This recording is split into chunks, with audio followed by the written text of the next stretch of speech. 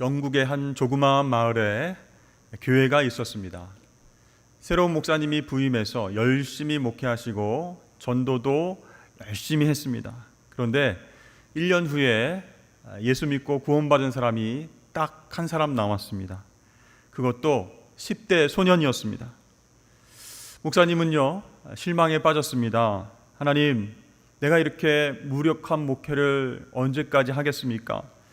전도의 열매도 많지 않은데 내가 어떻게 주님 앞에서 고개를 들 수 있겠습니까? 이렇게 실망하면서 힘들어했습니다. 그런데 이 교회를 통해서 예수를 믿게 된 소년이 바로 아프리카 선교의 털을 닦은 로버트 모파드였습니다. 그는 인종차별이 심한 남아프리카 공화국에 들어가서 복음을 전했던 최초의 선교사입니다. 그의 사위 역시 아프리카 복음화에 헌신한 선교사였는데 그가 바로 영국이 자랑하는 데이비드 리빙스턴입니다. 어린 소년 하나가 주님께 돌아온 사건은 그렇게 대단해 보이지 않을 수 있습니다. 그러나 그가 부르신 자리에서 하나님 나라를 위해서 쓰임받은 것을 보면 여러분 얼마나 놀랍습니까? 그렇습니다. 여러분 각자가 하나님의 부르심에 순종하여서 충성되게 사명 감당하시는 한 사람 되시기를 축복합니다. 그 한 사람을 통해서 하나님의 나라가 아름답게 확장될 줄로 믿습니다. 자, 부르심의 자리가 각각 달랐던 바울과 바나바가 2차 전도 여행 때는 흩어져서 전도 여행을 시작하게 되었습니다. 바나바는 사촌 마가와 함께 고향인 구브로 섬으로 내려가서 전도 여행을 시작했고요. 바울은 실라와 함께 북쪽으로 이동했습니다. 수리아 길리기아로 가서 교회들을 견고하게 했다라고 15장 마지막 부분의 이야기를 하고 있죠. 자, 그렇게 해서 바울은 더베와 루스드라를 다시 방문하게 됩니다. 여러분 더베와 루스드라 기억나십니까? 어떤 곳이죠? 1차 전도 여행 때에 이 바울과 바나바를 신으로 오해하고 추앙받았던 그런 곳이었습니다. 또 먼 곳에서 쫓아온 유대인들, 그들의 충동으로 인해서 바울이 돌에 맞아서 죽을 뻔했다가 다시 살아난 곳입니다. 자, 이 장소를 다시 찾은 바울은요, 감격과 감사가 넘쳐났습니다. 복음의 씨앗을 뿌렸는데 놀랍게 자라나서 교회들이 든든히 세워지고 있는 모습을 보았기 때문입니다. 우리 주변에도요, 안식년을 맞아서 귀국한 선교사님들을 우리가 볼 수가 있습니다. 그 선교사님들은 몇 달 지나지 않아서 국내에서 편안하게 잘 쉬실 수 있음에도 불구하고 선교지로 빨리 다시 나가고 싶어 하십니다. 왜 그렇게 하실까요? 그동안 뿌려놓은 복음의 씨앗이 얼마나 잘 자랐는가, 또 눈물과 땀으로 목회한 그 교회가 평안하게 잘 있는가, 온통 그곳에 마음이 가 있기 때문에 돌아가고 싶은 마음이 있으신 거예요. 바울도 그런 동일한 마음으로 더베와 루스드라를 다시 방문했습니다. 그런데 그곳에서 디모데를 만나게 되었습니다. 여러분 디모데 잘 아시죠? 어머니와 외조모의 신앙을 물려받은 이 디모데는요, 루스드라 출신 사람이었습니다. 그곳에서 바울이 복음을 전한 것, 기적을 행한 것, 돌에 맞아서 죽었다가 거의 죽었다가 살아난 것, 이 모든 것들을 목격하고 경험한 청년이었습니다. 이제 디모데는요, 바울의 동역자로서 2차 전도 여행에 함께하게 되었다는 것이죠.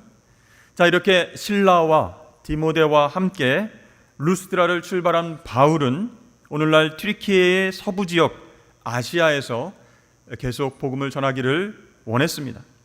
그런데 성령께서 허락하지 않으셨어요. 그래서 바울 일행은 부르기아, 갈라기아 땅, 그 땅을 거쳐서 튀르키예 서북쪽에 있는 무시아로 올라가서 동쪽 비두니아로 가려고 했습니다. 그러자 이번에도 예수의 영이 허락하지 않았다, 이렇게 성경은 설명하고 있습니다. 자, 예수의 영인 성령께서 바울이 계획한 곳에서 복음을 전하지 못하게 하셨다. 그것이 선뜻 이해가 되지 않습니다. 여러분, 어느 곳이든 복음이 필요하지 않습니까? 복음을 전하려고 계획했는데 그것을 허락하지 않았다. 그러면 성령이 허락하시지 않은 것이 아니고 혹시 사탄이 방해한 것은 아닐까요? 자, 하나님의 영, 예수의 영, 성령께서 복음을 전하려고 하는데 그것을 막으신다. 그렇게 역사하실 수도 있는가? 이런 의문이 듭니다. 그런데요, 하나님께서 보시기에 이 소아시아는 바울이 다니면서 전도하지 않아도 이미 바울과 바나바를 통해서 뿌려진 그 복음의 열매가 맺혀져서 세워진 교회를 통해서 복음이 퍼져나갈 만큼 성장을 했던 것이죠. 그래서 복음의 불모지, 복음이 더 필요한 곳으로 성령 하나님께서 바울을 강권적으로 인도하셔서 그 아시아로 가려고 했던 것을 막으셨다라는 것입니다. 자, 이 말씀을 제가 묵상하면서 이런 생각이 들어요. 우리가 중요한 결정을 내려야 될 때 하나님 뜻을 어떻게 구별할 수 있을까? 나에게는 바울처럼 환상을 보여주시지도 않고 가지 말라, 이쪽으로 와라 이렇게 명령하시지도 않는 것 같은데 사탄이 방해하는 것일 수도 있는 이런 상황 가운데에 성령이 막으시는 것인가? 아니면 사탄이 방해하는 것인가? 어떻게 구분할 수 있을까? 이런 생각이 든다는 것입니다. 그런데 바울은요, 성령이 허락하시는 것과 막으시는 것을 구별했고요, 사탄이 회방하는 것도 분별을 했습니다. 데살로니가전서 2장 18절 말씀에 이렇게 나와 있습니다. 그러므로 나 바울은 한 번, 두 번 너희에게 가고자 하였으나 사탄이 우리를 막았도다. 여러분, 어떻게 분별할 수 있을까요? 사실 여러분, 사탄의 회방은 우리가 눈치채기가 쉽습니다. 사탄은 주로 외부적인 상황을 이용해서 방해하기 때문이죠. 자, 내부적인 상황, 내 마음 속에서 성령이 인도하신다는 확신과 평안이 있습니다. 그런데 외부적으로, 외적으로 자꾸 가로막는 일이 생기고 반대하는 목소리가 있으면 그것이 바로 사탄의 역사다라는 것이죠. 내가 말씀과 기도 가운데 있다면 그것을 분별할 수 있는 것이에요. 그런데 좀처럼 분별하기 어려운 것이 성령께서 막으실 때입니다. 자, 바울이요, 소아시아 지역으로 가서 전도하겠다는 계획을 세웠는데 그것 자체는 결코 나쁜 일이 아니었죠. 그런데 마음에 확신이 서지 않아요. 평안이 있지 않아요. 계속 두렵고 힘들어요. 그렇다면 그것은 성령께서 막으시는 일이다라는 것이에요. 여러분, 성령이 허락하시는 일은요, 내 마음 가운데 평안을 주신다라는 사실을 꼭 기억하실 수 있기를 바랍니다. 성령은요, 우리 마음속에 두려움과 걱정을 사라지게 하세요. 왜 그렇습니까? 내가 하려고 하는 것이 아니고 성령 하나님께 맡겼기 때문에 평안함을 주시는 거예요. 여러분, 바울이 엄청난 핍박과 환난 속에서도 놀라운 열매들을 많이 맺게 된 이유가 무엇입니까? 바로 그 모든 사역들이 성령께서 이끄시는 일이었기 때문에 바울은요, 두려움 없이 사역을 감당했습니다. 그래서 열매를 맺을 수 있었던 것이죠. 그러므로 사랑하는 성도 여러분, 성령께서 이끄시는 대로 분별하고 순종하실 수 있기를 축복합니다. 나의 계획과 열정이 있어요. 너무 크고 막 넘쳐 흐릅니다. 그러나 그것으로 하나님의 일을 이루는 것이 아니다라는 것이에요. 성령 하나님께서 우리의 마음을 열어주시고 평안을 주실 때 그때 순종해야 우리는 하나님 일에 쓰임받게 될 줄로 믿습니다. 자, 바울 일행은 무시아에서 비두니아의 반대쪽에 있는 드로아로 내려갔습니다. 드로아는 아시아와 유럽을 선박으로 이어주는 항구 도시였습니다. 자, 그렇게 드로아에 도착한 바울이 밤에 잠을 자다가 환상을 보게 됩니다. 마게도냐 사람이 들어와라 들어와라, 드로아에서 꿈을 꿔서 들어와라 들어와라, 바울에게 이쪽으로 와서 도와달라라고 하는 그런 환상을 보게 되었어요. 자, 바울은 그 환상을 보고 잠에서 깼습니다. 어떻게 했을까요? 혼자 판단하지 않고 팀원들과 일행들과 그 일에 대해서 나누고 같이 의견을 물었습니다. 그렇게 해서 이 바울 일행이 결론을 내게 되는데, 그것은 하나님께서 소아시아 지역이 아닌 유럽으로 건너가서 복음 전하기를 원하시는구나 라는 것을 깨닫게 된 것이에요. 오늘 10절 말씀을 보니까 바울이 그 환상을 보았을 때 우리가 곧 마게도냐로 떠나기를 힘쓰니 이는 하나님이 저 사람들에게 복음을 전하라고 우리를 부르신 줄로 인정함이러라. 여러분, 여기서 우리는 누구이겠습니까? 조금 전에 말씀드렸던 바울과 실라와 디모데가 팀으로 움직이고 있었죠. 여기 한 명이 더 추가가 되었습니다.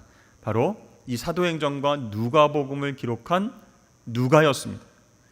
누가는요, 이방인이었고 직업은 의사였습니다. 헬라어가 모국어였고요, 지적인 이방인 엘리트였습니다. 이 누가는요, 바울 일행과 드로아에서 합류를 했는데 어떻게 만나게 되었는지는 성경에서 설명하지 않기 때문에 우리가 알 수는 없습니다.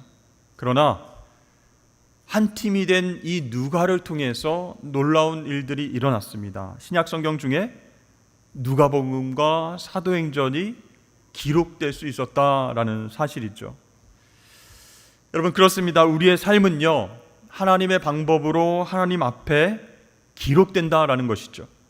그리고 그 기록은 우리가 하나님 앞에 설 때에 하나님의 상과 벌을 받는 근거가 된다는 것입니다. 세상에 종말이 온다고 할지라도 이 하나님의 기록은 변함이 없습니다. 지워지지 않습니다. 그러므로 여러분, 보이지 않는 하나님께서 우리를 항상 지켜보고 계시고 우리 삶의 모든 행동들을 기록하고 계신다라는 것을 기억하시기를 바랍니다. 그것을 생각하고 기억할 때에 우리는 매 순간 진실된 그리스도인으로 살아갈 수 있습니다. 세상에서 큰 보상이 없다 할지라도 실망하지 않고, 내 생각과 계획대로 일이 풀리지 않는다고 원망하지 않고 하나님의 영광을 위해서 말하고 행동하게 된다라는 사실입니다. 자, 이 바울은요, 자신이 본 환상을 누구에게요? 실라와 디모데와 또 누가에게 설명을 했습니다. 그리고 그들은 바울이 본 환상을 하나님의 명령으로 인정했다, 이렇게 기록되어 있죠. 여기서 인정했다라고 번역된 헬라어는요, 함께 결합했다, 그런 뜻이 있습니다. 이것은 단순히 바울과 또 일행들의 의견이 일치를 보았다, 그런 뜻이 아닙니다. 자, 바울이 본 초자연적인 환상을 하나님의 뜻과 계획으로 해석하고 이성적으로 판단했다, 그런 뜻이에요. 그러니까 하나님의 환상과 그들의 이성이 결합되었다, 그런 뜻이 있습니다. 그러니까 신기하다, 하나님 이런 환상을 보여주셨네, 아무 생각 없이 환상을 따라서 행동한 것이 아니라 그들의 이성과 결합해서 생각하고 의논하고 판단한 결과 이것은 하나님의 뜻, 하나님의 명령이다라고 인정했다라는 것입니다. 여러분, 기록된 하나님의 말씀이 인간에게 주어지기 전까지는 하나님은 꿈과 환상과 이 모든 것들을 통해서 하나님 뜻을 계시하신 적이 많이 있습니다. 그러나 이 하나님 말씀, 성경이 우리에게 주어진 오늘날은요, 하나님께서 꿈과 환상으로 당신을 계시하지 않으시고 성경을 통해서 우리에게 말씀하세요.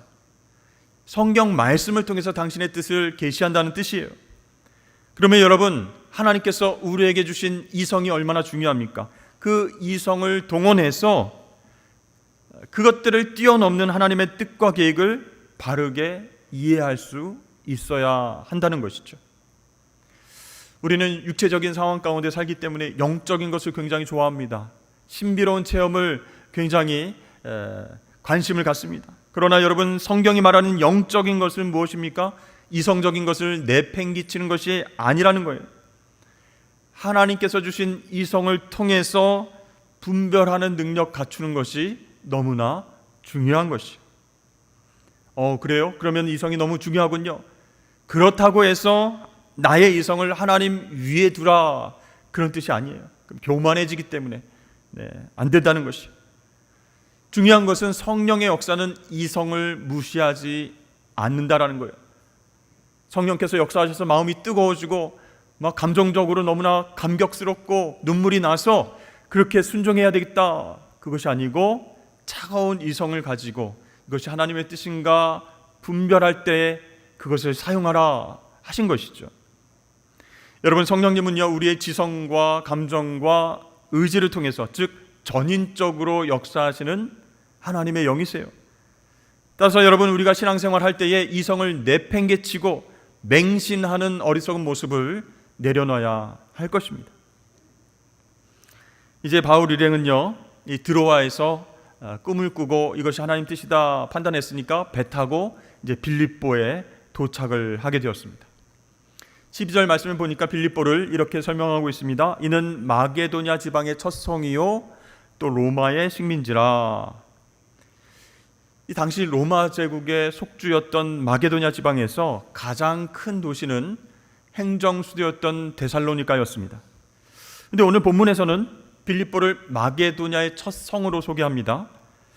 어떻게 잘못된 것일까요? 지금 누가가 그렇게 설명한 이유는 빌립보가 가장 큰 도시다라고 이야기한 것이 아니라 빌립보가 지리적이고 상업적이고 역사적으로 중요한 도시다라는 것을 기술을 한 것이죠. 자, 이렇게 중요한 도시 빌립보에 도착한 바울 일행은 무엇을 먼저 했을까요? 유럽 땅에 먼저 왔으니까 아름다운 경치를 봅시다. 정말 아름다운 건축물을 한번 바라봅시다. 거대하고 화려한 도시를 관광하러 다니지 않았습니다. 또 원형극장에서 열리는 연극과 수많은 볼거리에 마음을 뺏기지 않았습니다. 왜 그렇게 했을까요? 성령 하나님께서 유럽 땅으로 인도하신 목적이 분명히 있다 생각하고 다른 것에 마음을 뺏기지 않았다는 뜻이에요. 그들은 빌립보에서 수일을 지내다가 안식일을 맞아서 기도할 곳을 찾았습니다.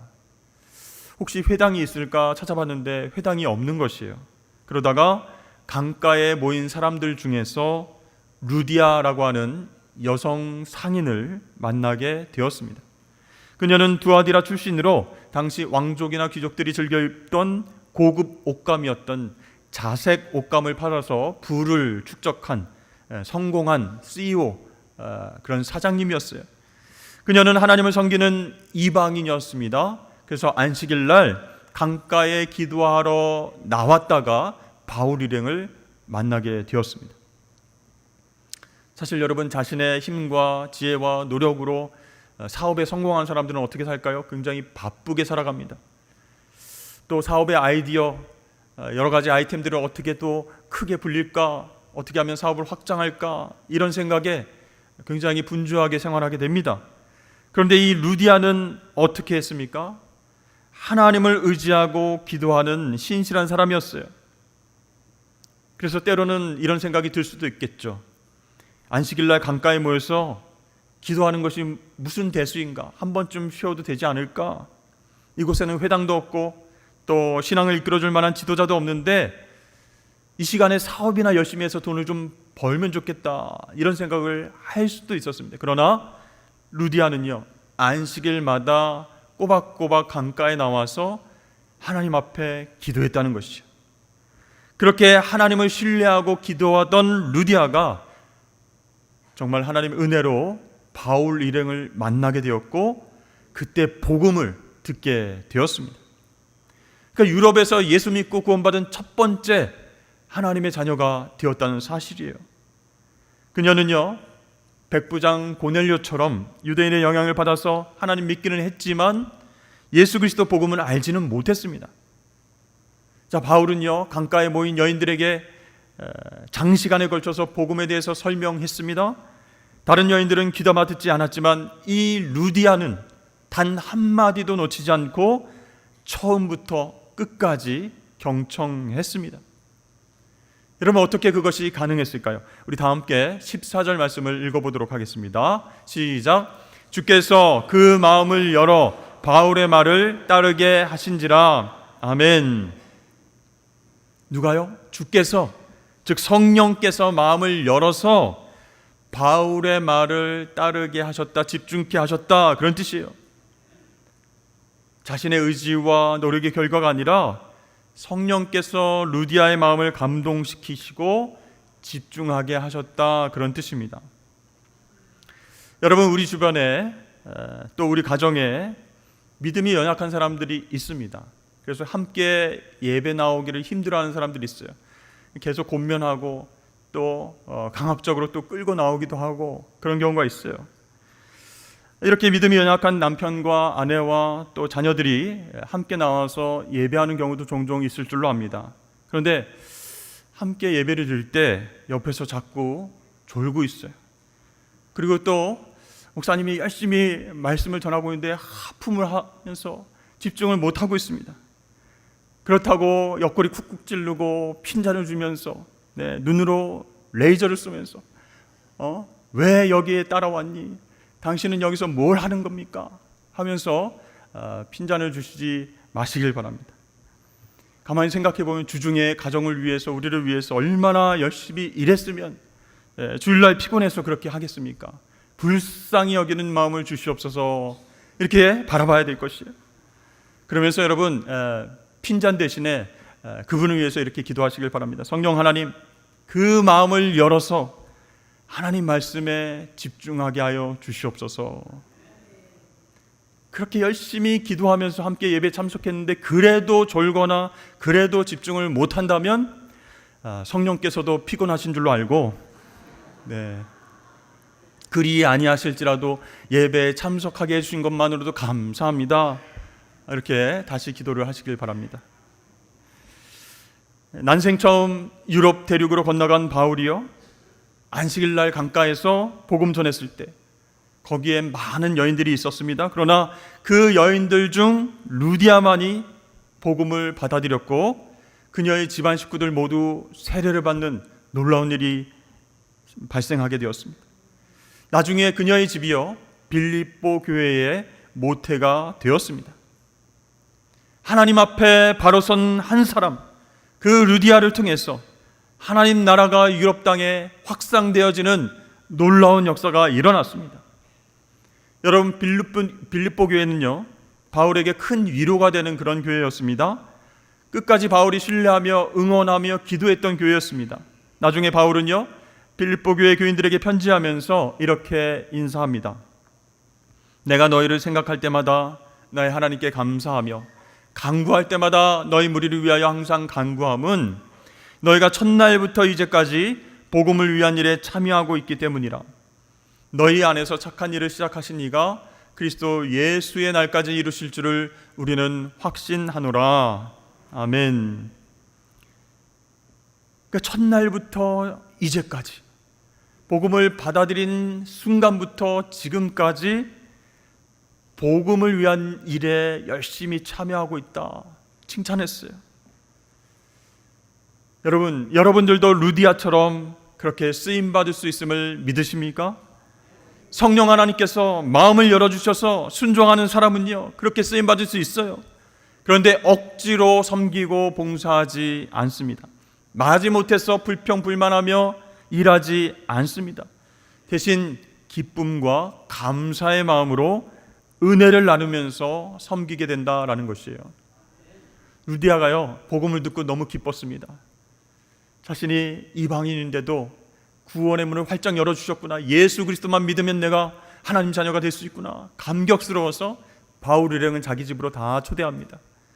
그리고 자기 집 식구들 다 세례받게 하고 며칠 동안 쉴 수 있도록 모든 여건을 열어줍니다. 여러분, 교회 안에는요, 서로 섬겨야 할 일들 굉장히 많이 있습니다. 교회 밖에도요, 손을 내밀어서 붙잡아줘야 될 사람들 너무 많이 있습니다. 하지만 억지로 안 된다는 거예요. 아무리 그 교회가 전도와 선교와 구조와 봉사를 많이 한다 할지라도 성도들의 마음이 성령께서 주시는 그 은혜에 사로잡히지 않으면 잘 안 되는 것이에요. 우리 부산 땅에는 복음이 전해지지 않은 황무지가 많이 있습니다. 또 태어나서 지금까지 한 번도 교회에 가본 적이 없는 분들도 많이 있습니다. 여러분, 바울과 그 일행들 생각해 보십시오. 아시아에서 복음을 전하려고 했지만 성령께서 막으시고 유럽 땅 마게도냐 빌립보로 인도하셨습니다. 거기에서 루디아를 만나게 하시고 그녀의 마음을 열어주셨습니다. 이러한 역사를 볼 때에 마찬가지로 우리를 부산 땅으로 인도하신 하나님의 특별한 이유와 목적이 있다라는 것을 여러분 믿으실 수 있기를 바랍니다. 우리 주변에 만나고 있고 교제하게 하신 사람들, 그 사람들 우연이 아니라 성령께서 인도하심의 결과라고 여러분 생각하지 않으십니까? 그렇게 생각하신다면 여러분 삶의 자리에서 만나게 하신 분들을 위해서 이렇게 기도했으면 좋겠습니다. 성령님, 이분의 마음을 열어주옵소서. 제가 그 마음을 열 수 없습니다. 성령께서 해 주옵소서. 사도행전의 루디아와 같은 사람 되게 하여 주시옵소서. 바울이 유럽 땅에 복음을 전하기 위해서 그렇게 노력했지만 성령께서 바울 일행의 마음을 열어주시고 루디아의 마음을 열어주셔야 가능하게 된 것을 우리가 깨달았사오니 우리 사랑하는 가족들, 내가 아는 지인들, 그들의 마음도 성령께서 활짝 열리게 하여 주시옵소서. 이렇게 기도하시면 좋겠어요. 여러분, 성령 하나님은 인격이십니다. 억지로 싫은데 강제적으로 역사하시면서 복음 좀 전해라, 전도해라, 예배해라 그렇게 말씀하지 않으세요. 다만 성령께서 우리 마음을 열어주실 때 순종하는 그 한 사람, 그 사람을 통해서 하나님 나라의 귀한 역사를 이루어 가시는 줄로 믿으시길 바랍니다. 여러분, 그렇게 성령의 역사와 인도하심을 사모하시면서 순간순간 마음 열고 순종하심으로 주의 일을 감당하시는 저와 여러분 되시길 축복합니다.